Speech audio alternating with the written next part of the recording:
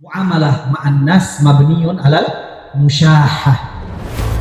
Kita bermuamalah dengan manusia itu, kata para ulama, itu aslinya dia dibangun dengan saling tuntut menuntut, dibangun atas saling berselisih.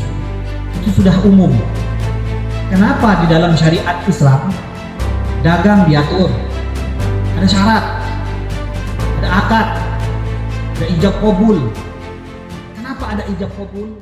Taubat itu merupakan sabun. Taubat itu merupakan langkah pertama bagi kita untuk melakukan ibadah-ibadah yang lain.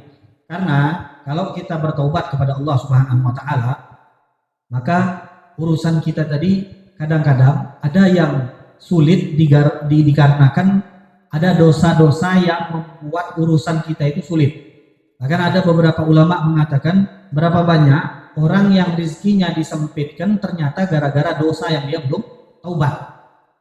Jadi ada para ulama mengatakan berapa banyak orang yang dia mengira rezekinya ini sempit karena kurang strategi di dalam marketing, kurang strategi di dalam berbisnis, kurang bagus lobby-lobbyannya di dalam berdagang. Dia mengira dari hal ini rezekinya sempit. Tapi ternyata kata ulama berapa banyak orang yang rezekinya sempit gara-gara ada dosa-dosa yang dia belum sempat bertaubat darinya. Jadi ternyata ada dosa-dosa di mana yang kalau kita tidak bertaubat darinya, maka Allah Subhanahu wa taala terkadang menyempitkan rezeki kita gara-gara dosa-dosa tersebut. Nah, jadi di sini faidah mendatangkan zikir Allahumma ja'alni minat tawwabin agar supaya kita tidak terlupa. Karena kalau Allah menjadikan kita orang yang banyak bertaubat, berarti kita sedang meminta kepada Allah agar dilapangkan urusan kita, rezeki kita, dimudahkan semuanya. Karena orang yang bertaubat itu plong. At-taibu minad dambi kaman la dambalah.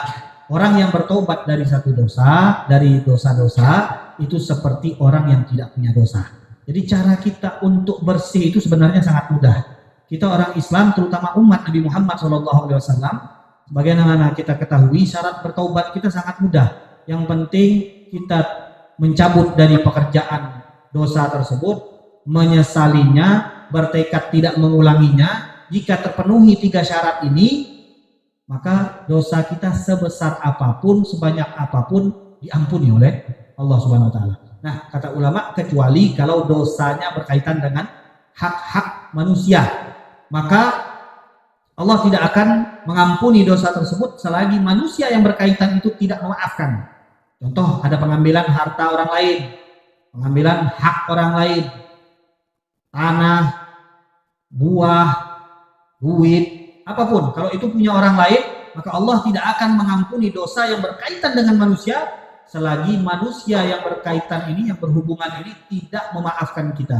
Makanya kata para ulama, muamalah ma'an nas mabniun alal musyahah. Kita bermuamalah dengan manusia itu, kata para ulama, itu aslinya dia dibangun dengan saling tuntut menuntut, dibangun atas saling berselisih. Itu sudah umum. Kenapa di dalam syariat Islam dagang diatur, ada syarat, ada akad, ada ijab qabul. Kenapa ada ijab qabul? Jelas lafadznya, harus kedengeran dua belah pihak. Kalau bisa didatangkan saksi. Begitu juga dengan hutang piutang, begitu juga dengan sewa menyewa. Semua akad-akad diatur dengan jelas di dalam Islam. Mengapa? Karena tadi, kalau yang berhubungan dengan manusia harus jelas. Kita ini kadang-kadang kalau sama orang yang kita percaya, sudahlah, gak usah pakai akad-akad apalah, percayalah sama kamu. Tapi nanti ketika ada satu hal yang merugikan dia, baru dia ngerotok-ngerotok di belakang. Nah, padahal syariat sudah mengajarkan nggak sama siapapun. Kalau ini urusannya sama manusia, jangan diremehkan. Karena bisa jadi hari ini dia teman, besok dia jadi lawan. Jadi jangan sampai kita main modal percaya, modal husnuzon di dalam muamalah. Karena kita tahu manusia ini hatinya berubah-ubah. Hari ini baik, besok lain lagi. Bahkan maaf cakap kadang-kadang orang, dia sudah jelas-jelas dia mau nyumbang, dia mau sedekah, dia sudah ngomong kemana-mana mau sedekah, mau nyumbang, mau infak. Besok kata bini, tidak usah lah bang, kita sumbang-sumbang apa hatu nih bang. Lalu kita beli perabot rumah kita nih, kita penuh kita rumah kita nih, belum penuh. Benar juga, tidak jadi. Berubah, mudah berubah.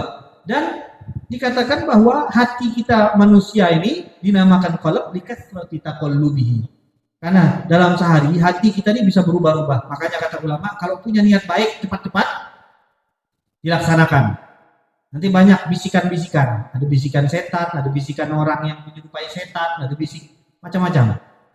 Jadi jangan sampai ditunda-tunda yang namanya kebaikan. Karena ini kalau kita lihat tadi bahwa yang namanya manusia dia sangat cepat sekali berubah, dan itu harus kita perhatikan bahwa sebelum hati kita berubah, maka laksanakanlah kebaikan selagi ada dorongan di dalam hati kita untuk melakukan kebaikan.